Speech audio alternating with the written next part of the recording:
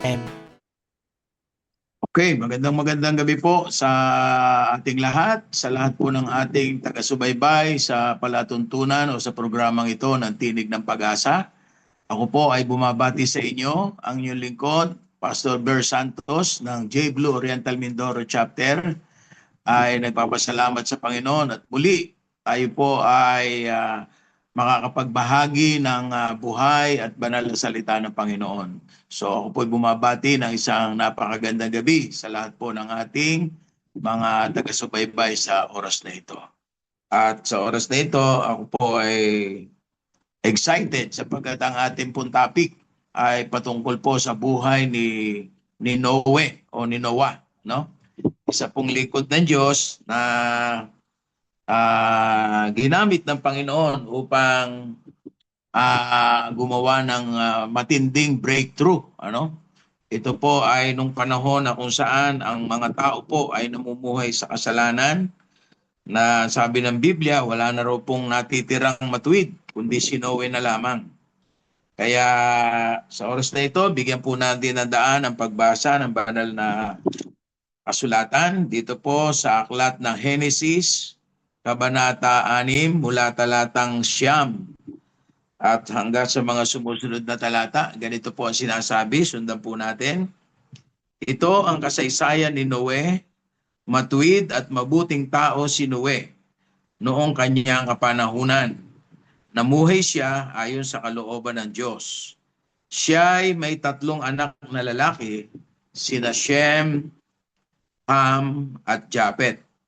Maliban kay Noe, masasama ang lahat ng tao sa paningin ng Diyos at laganap ang karahasan sa lahat ng dako. Ito ang kalagayang nakita ng Diyos sa buong daigdig, namumuhay sa kasamaan ang lahat ng tao. Talatang 13, sinabi ng Diyos kay Noe, napagpasyahan ko ng lipulin ang lahat ng tao sa daigdig. Umabot na sa sukdulan ang kanilang kasamaan. Gugunawin ko sila kasama ng daigdig. Kaya't gumawa ka ng isang malaking barko na yari sa kahoy na sipres. Lagyan mo ito ng mga silid at pahiran mo ng alkitran ang loob at labas nito. Ang barkong gagawin mo ay 135 metro ang haba, 22 metro ang luwang, at 13.5 metro ang taas. Bububungan mo ito at lalagyan ng kalahating metrong pagitan mula sa bubong hanggang sa tagiliran. Gawin mong 3 palapag ang barko at lagyan mo ng pintuan sa tagiliran. Palulubugin ko sa tubig ang buong daigdig at malilipol ang lahat ng may buhay sa balat ng lupa. Ngunit ako'y gagawa ng kasunduan natin. Isama mo ang iyong asawa at mga anak na lalaki, pati ang mga asawa nila, at pumasok kayo sa barko. Magsasakay ka ng isang lalaki at isang babae ng bawat uri ng hayop at ibon upang magpatuloy ang lahi nila. Magsasakay ka rin ng tig-iisang pares sa bawat uri ng ibon at hayop at mga gumagapang sa lupa upang magpatuloy rin ang lahi ng mga ito. Maglaang ka ng lahat ng uri ng pagkain para sa inyo at sa kanila. Talatang 22, at ginawa nga ni Noe ang lahat ng iniutos sa kanya ng Diyos. Purihin po ang Panginoon sa talatang ito, sa mga talatang ito na ating binasa. At ngayon ay pag-aralan po natin kung ano po ang nais ipahayag ng banal na kasulatan patungkol po sa kasaysayang ito ni Noah o ni Noe. Ano po? Alam nyo, isang pambihirang tagumpay ang ipinaranas po ng Diyos kay Noah at sa kanyang pamilya. Ano? Sapagkat nung utusan po siya ng Diyos na gumawa ng barko, ay talagang sabi ng Biblia, isukdulan na daw po ang kasamaan ng tao during that time. At wala pong nakita ang Diyos na matuwid nung mga kapanahon ng iyon, kundi si Noe lamang. At maaring maging yung kanyang mga anak at maging yung kanyang asawa at mga manugang ay nagagawa rin po nilang suwayin ang Panginoon, ano? Kasi sabi rito, si Noah lang Si Noah lang po ang natagpuan ng Diyos na matuwid. At maaaring yung kanyang pamilya idinamay na lang po ni Noah, ano? Dahil sinabi ng Diyos, isama mo ang iyong pamilya at kayo pumasok sa barko. Ito pong barko na pinag-uusapan natin o yung tinatawag sa English na Noah's Ark ay may sukat po na sa pie ay 450 feet by 75 feet by 45. So ang area po nito ay 1,518,750 cubic feet. Sobrang laki po, no? Kung sa metric naman o sa metro, ang sukat po nito ay 43,015 cubic meters. So sobrang laki po noon kung tutuusin, ano? Kung i-describe po natin, ang sabi po sa estimate, ang sukat daw po nito ay 1.5 ng laki ng isang soccer football field. Kung nakakita na po kayo ng football field, no? 1.5 daw po noon. So lumalabas na parang mas malaki pa ito sa sikat na barko nung araw na lumubog dahil nabangga sa iceberg. Mas malaki pa doon sa barko na Titanic, no?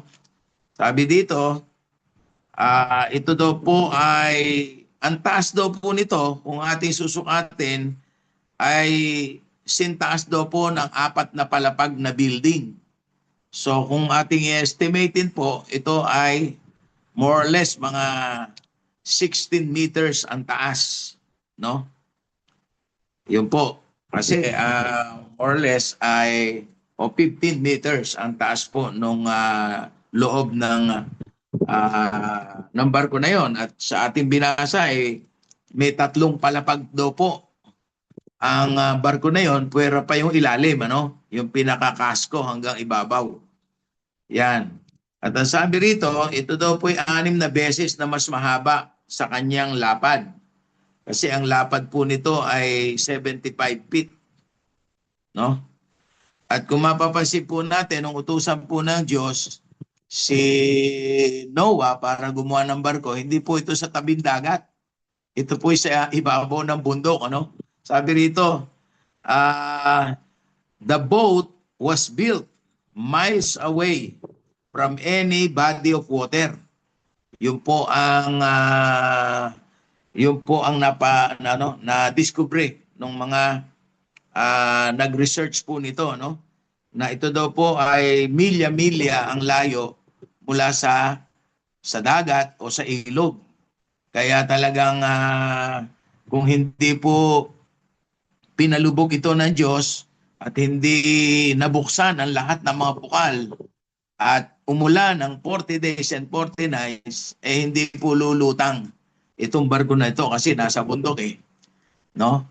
At kung mapapansin niyo po, ayon po sa Discovery, itong barko na to ay may pintuan lamang sa tagiliran. Pero buo po ito, no? Sabi diyan pinahiran pa ng alkitran, no? Just to preserve it at siguro parang waterproofing na rin. Walang sinasabi na ito daw po ay mayroong timon, ano? Wala pong manibela to.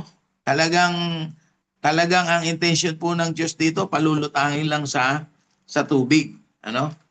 Ang kayang ilaman daw po rito ay 43,000 tonelada, no? 43,000 tonelada, gaano po kabigat 'yon? Ang bigat daw po noon ay 39 million kilograms. Grabe po. Ang inside capacity daw po nito ay 1.4 million cubic feet or 39,644 cubic meters. So yun po ang kayang ilaman. Kaya mapapansin nyo doon sa instruction ng Panginoon sa kanya, nagpapasok daw po ng iba't ibang uri ng hayop, ibon, no, mga hayop sa gubat, maging yung mga gumagapang, no, ipinapasok doon. Di natin alam kung gaano karaming hayop yan, ano. Maaring noong mga panahong yon ay hindi pa pinapangalanan yung ibang mga hayop. Pero sabi diyan, pinapasok daw po ayon sa instruction ng Diyos kay Noah ng isang babae at isang lalaki, isang pares, kumbaga, lahat po ng hayop na nabubuhay noong panahon na yon, ano.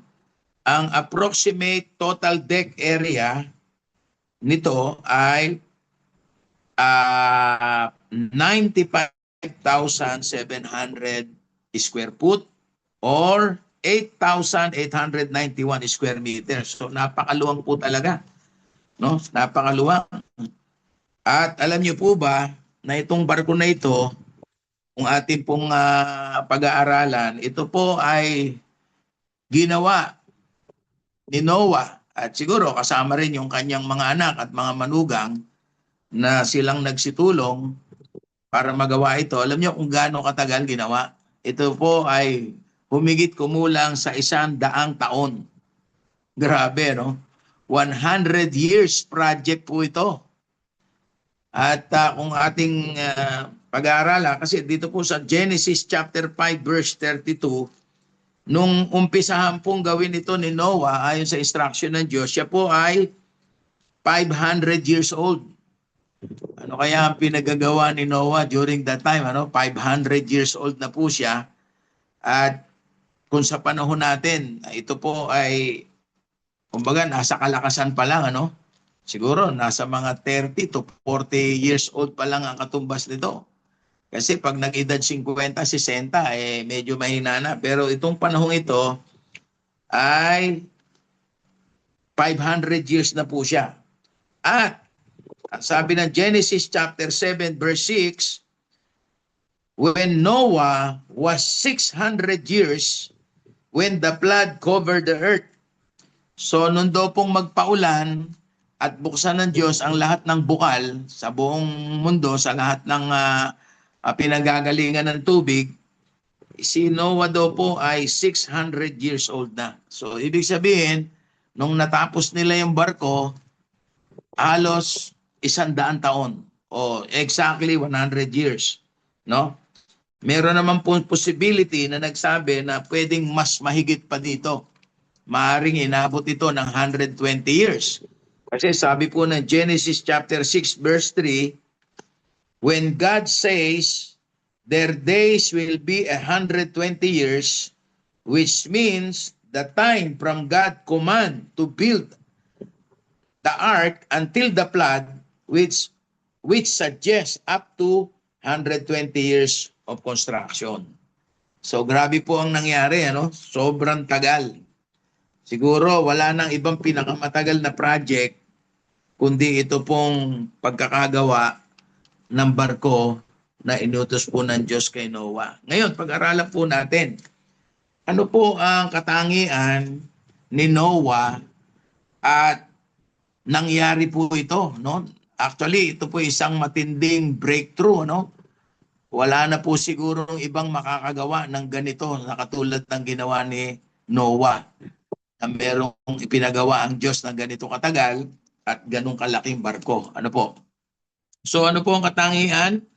Ang number 1, si Noah, sabi ng Genesis chapter 6 verse 9, tingnan po natin yung Genesis chapter 6 verse 9. Sabi diyan, Noah is a righteous man and blameless among the people of his time. So siya daw po ay isang matuwid at walang kapintasan o walang maipinta sa kanya, no? Nung mga panahong yon, at siya lang ang natagpuan ng Diyos na matuwid.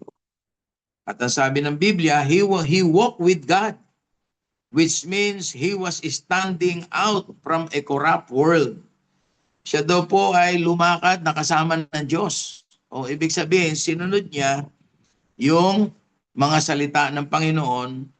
At ang sabi dito, he was standing out from a corrupt world. Ibig sabihin, bumukod po siya, no? At hindi siya nakihalubilo o nakisama sa mga tao no, during that time.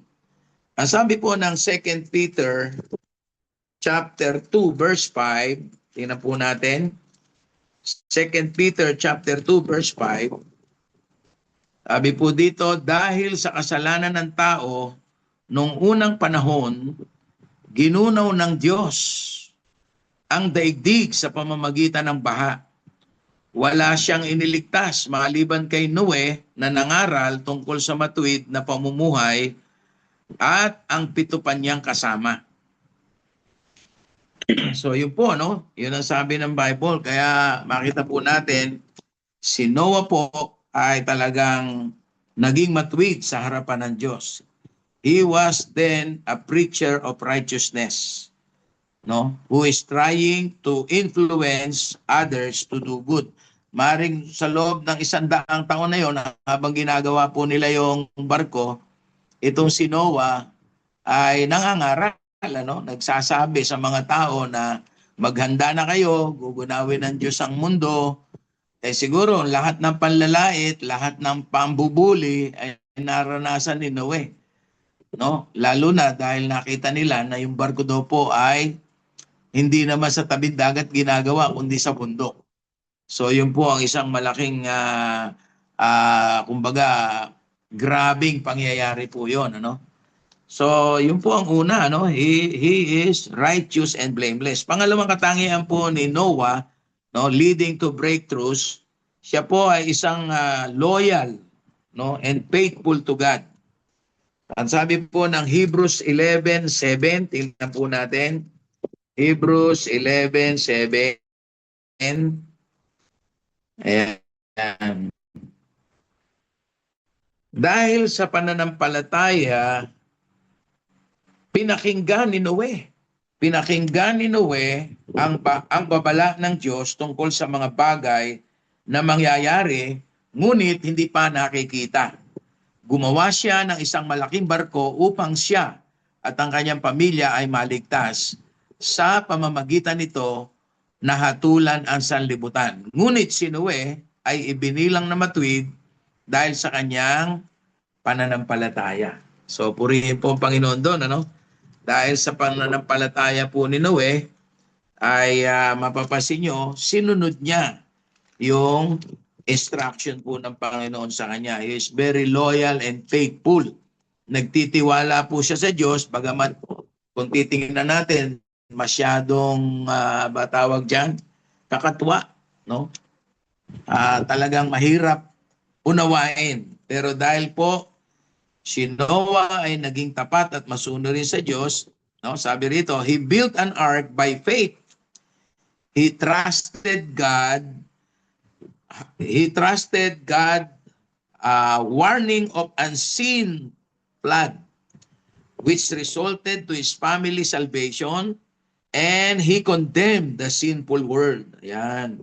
So, ibig sabihin, bagamat ang mga tao po noon ay nagpapatuloy sa kasamaan, siya po, kung ano inuutos ng Diyos sa kanya, bagamat sa tingin ng iba, word talaga yon, parang kalokohan lang, siguro, mga natatanggap niyang mga panlalait ng tao, parang nababaliw na siya, ganon, kasama kanyang pamilya dahil gumagawa sila nga ng barko. Ang init-init nga daw po during that time.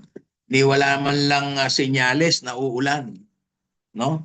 Kaya po si Noah, ang kanyang karakteristik, ang kanyang katangian, kaya niya naranasan po yung pambihirang tagumpay na ito, ay siya po ay naging tapat at naging loyal, ano? Yung loyalty po niya, hindi niya inalis sa Panginoon. Kumbaga, parang ito po yung mga, kung sa panahon natin, alala nyo ang ating, merong isang kwento sa Matthew 25:14-30, patungkol po sa faithful servant. Ano? Meron daw pong 3 taong pinagkatiwalaan ng kanilang amo, binigyan ng puhunan, yung isa binigyan ng 5 talento, yung isa binigyan ng 2, at yung isa lang. no? At sila ay pinahayo para ito ay i-invest o ipangalakal. Yung dalawa po ron ay sumunod at ginawa po nila yung pinag-uutos ng kanilang amo. Kaya nung dumating yung amo at nag-report po sila, sila po'y ginantimpalaan pa, no? Dahil sila'y tapat. Ang sabi ng kanilang amo, good and faithful servant. Sila po ay naging mabuti at matuwid na katiwala, ano po. Pero yung isa, no, nagreklamo pa kasi unang-una bakit isa lang daw na talento binigay sa kanya para sinisipan niya yung kanyang amo. At sa halip na ipangalakal yung puhunan na yon na pinagkatiwala sa kanya, hindi niya ginalaw, itinago lang. At nung dumating ang amo, ibinabalik niya. Ano sabi ng amo? You evil, ano? And lazy servant, no? Sabi niya na bakit hindi mo man lang kumbaga ipinasok sa bangko para kumita man lang ng tubo, no? At dahil doon pinarusahan po siya. Yung kakaunting nasa kanya kinuha pa at ito ibinigay doon sa mga taong naging faithful sa kanya. So mga kapatid, ang isang napakagandang katangian po ni Noah dito ay naging tapat po siya hanggang sa huli, no? May banggit nga po sa Bible ang makatiis o maging tapat hanggang huli, siya lang ang maliligtas. Alam mo po yung ark na yan sa panahon natin, it is a sign of salvation kasi naligtas po sila. 10 ng kanyang pamilya dahil sa kanilang pananampalataya o pagtitiwala sa inuutos sa kanila ng Panginoon. So ang pangatlo po, ayun, yung pangatlo po, nakatangian ni Noah dito ay yung pagiging masunurin. Obedient and determinant. No? Obedient and determinant. Ano po ibig sabihin nun? No? Doon sa Genesis chapter 6 verse 22, ang sabi diyan, sinunod ni Noah ang lahat ng ipinag-uutos sa kanya ng Diyos. Sinunod. Ibig sabihin, mapapansin niyo po, ang nag-design po ng barko, hindi si Noah, kundi ang Diyos. He is our master builder. He is the architect, he is the engineer. Si Noah po ay tagasunod lamang. Kumbaga siya po yung foreman o siya po yung karpintero na sumusunod lamang sa instruction ng master builder. No? At dahil doon, sabi rito, Noah strictly followed God's instruction in building the ark. Ano? At pag sinabing determinant, talagang kahit ano mangyari, determinado po siya na gawin yung pinag-uutos ng ating Panginoon sa kanya. No? Bagamat mahirap siguro, dahil wala pa naman mga heavy equipment noon, wala pang mga crane, walang bulldozer, talagang manpower lang. No? Tao-tao lang po ang nagtrabaho. At ito ay walang iba, kundi yung kanyang buong pamilya lang po. Kasi yung iba nga, yung ibang mga tao, palagay ko, marami naman mga tao nakakakita ng trabaho nila, siguro hindi katulad sa panahon ngayon na kahit unbeliever, kinukuha natin na trabaho. Nung time na yon, siguro, yung mga tao, dahil hindi sila naniniwala, kalokohan lang yon, hindi sila sumunod. At maaari hindi sila nagtrabaho, kaya inabot po na 100 taon yung pagpapagawa ng barko. Okay? So, ang pagiging masunurin at determinado ay isang katangian po ni Noah at maging tayo po para maranasan po natin yung pambihirang tagumpay. Amen? So, yun po. At ang panghuli, mga kapatid, ang panghuling katangian po ni Noah para naranasan po niya yung pambihirang breakthrough na ito o yung pambihirang tagumpay, yung kanyang patience. No, yung kanyang pagiging patient and perseverant. Pag sinabi pong patient, yung bang marunong kang maghintay, ano? Marunong kang maghintay, matyaga ka, no? At pag sinabi namang perseverant or perseverant, ito po yung matiisin, no? Pag sinabi kasing persevere is ang ibig sabihin nun, pagiging matiisin o makulit, ano? Ibig sabihin talagang sabi rito, despite massive task of building the ark and possible persecutions and bullying, he persistently follow, until completion. So hanggang sa natapos, talagang nagtiyaga po sila at naging matiisin. Siguro habang ginagawa yung akyat dito, baba doon, maaring merong mga ginagamit silang mga lubid, pero dahil sa laki po ng barko na yon, talagang makita po natin, sobrang nahirapan po sila para tapusin ito. Pero dahil sila po ay matyaga at matiisin, natapos po nila yung ipinapagawa ng Diyos sa kanila hanggang sa natapos. Amen? So, purihin po ang Panginoon dito sa ating mga mensahe na ito. Ang conclusion po natin, mga kapatid, ito po i-relate po natin sa ating sariling buhay. No? Maaaring kayo po ay meron po kayong hinahangad, meron po kayong desire, meron po kayong prayer na maranasan po yung breakthrough, yung pambihirang tagumpay na para bagang hindi ka panipaniwala, kailangan po nating angkinin o gawin itong mga katangiang ito ni Noah. Ang una po, naging matuwid po siya. He is righteous and blameless. Wala pong maipintas sa kanya kahit anong, lagi po siyang sumusunod sa kalooban ng Diyos. Pangalawa, he is loyal and faithful to God. Kasi yung faithfulness to God, napakahalaga po niyan na yung bang kahit ano mangyari, hindi ka tatalikod sa Panginoon. Kahit may struggle, kahit may mga pagsubok, kahit may kahirapan, tapat ka pa rin. Ano po? Ang tapat po kasi, kahit baliktarin, tapat pa rin Tama ba? No? Baliktarin niyo po yung word na tapat. Tapat pa rin yan. Kaya tayo po, ano man ang mangyari, kailangan maging tapat po tayo sa harapan ng Panginoon. At yung pangatlo, maging masunurin po tayo at determinado na gawin ang kalooban ng Diyos. And lastly, yung pagiging matyaga at matiisin sa pagsunod sa kalooban ng Panginoon sa hanggang sa huli. Maaari sa panahon natin ngayon ay meron pong pinapagawa si Lord sa atin, tayo naman po kasi kung minsan sa halip na sumunod agad, nagtatanong pa tayo. I believe itong si Noah, dahil naintindihan niya yung kalooban ng Diyos at yung utos ng Diyos, siguro kinuwento na sa kanya ng Panginoon yun at binanggit naman ng Bible na after 40 days and 40 nights na pag-ulan at paglalabas ng lahat ng tubig sa mga bukal, lulubog. Lulubog po ang buong daigdig at itong arko na ito o itong barko na ito lulutang.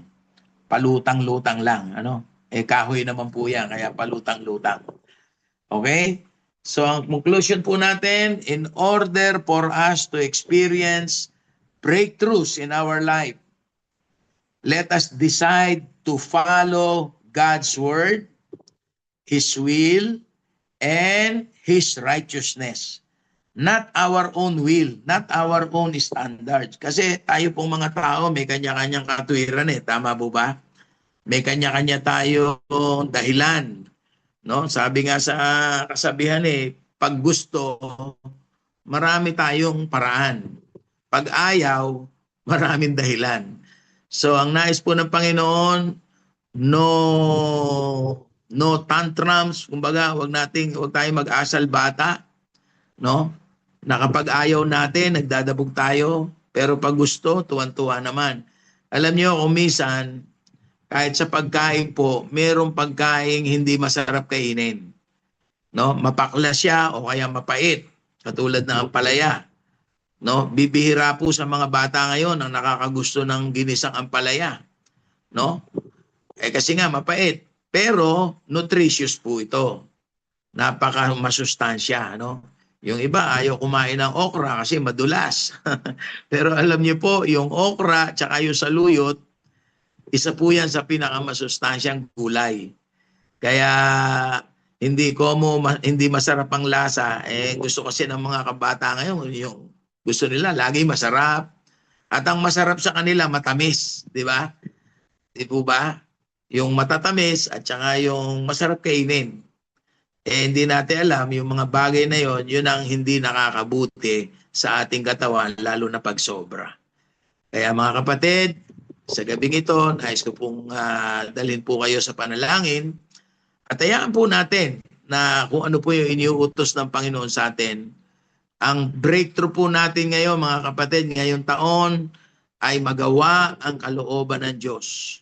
At tandaan niyo po, kapag sinusunod natin ang kalooban ng Diyos, siya naman po ay walang sawang gumagawa ng himala sa ating buhay. So tayo po yung manalangin, mga kapatid. Tayo po yumuko at pumikit sandali. Tayo po yung magpuri sa Panginoon. Dakilang Diyos, Amang Banal, sa gabing ito, kami po yung nagpapasalamat sapagkat sa maikling sandali, O Diyos, ay naunawaan po namin ang buhay ni Noah o ni Noe, na inutusan niyo po na gumawa ng isang malaking barko upang ito'y maging simbolo ng kaligtasan at panibagong pag-asa, panibagong panahon, Panginoon, na kung saan nagsimulang muli na dumami ang mga tao during that time sa pamamagitan po ng pamilya ni Noah. Lord, we pray na sa aming kapanahunan, maranasan din po namin ang dakilang tagumpay. Lord, at ang aming inaasam at ang aming mga panalangin ay magkakaroon ng katuparan kung makikita niyo po na kami tapat, na kami po'y masunurin, matiisin, at handang gawin ang iyong kalooban anuman ang mangyari. Salamat po, Ama. Dalangin po namin sa aming mga kapatid, sa aming mga kapamilya, sa iyong mga lingkod, saan man sila naroon. Lord, ang katuruang ito patungkol kay Noah ay makita po sa aming mga buhay. At maging daan po kami ng kaligtasan ng maraming tao sa pamamagitan ng pagsunod po sa pinapagawa niyo po sa amin, lalo na po yung Great Commission, na kung saan kalooban mo, saan man kami naroon, ay maipahayag po namin ang salita ng kaligtasan. Salamat po, Ama. Pagpalain niyo po ang lahat ng mga nagbigay ng oras, panahon sa gabing ito at nakapakinig ng iyong mga kapahayagan. Pinupuri ka namin, O Diyos, at inaangkin namin ang katagumpayan. Ito po ang aming samo at panalangin sa pangalan ng aming Panginoong Hesus. Tayo pong magsabi ng Amen. Amen. Amen. God bless you po. Magandang gabi po sa ating lahat. At ako po ang inyong lingkod, Reverend Ber Santos ng Jesus Be Lifted Up, Oriental Mindoro, na nakabase po kami dito sa Calapan City. God bless you all.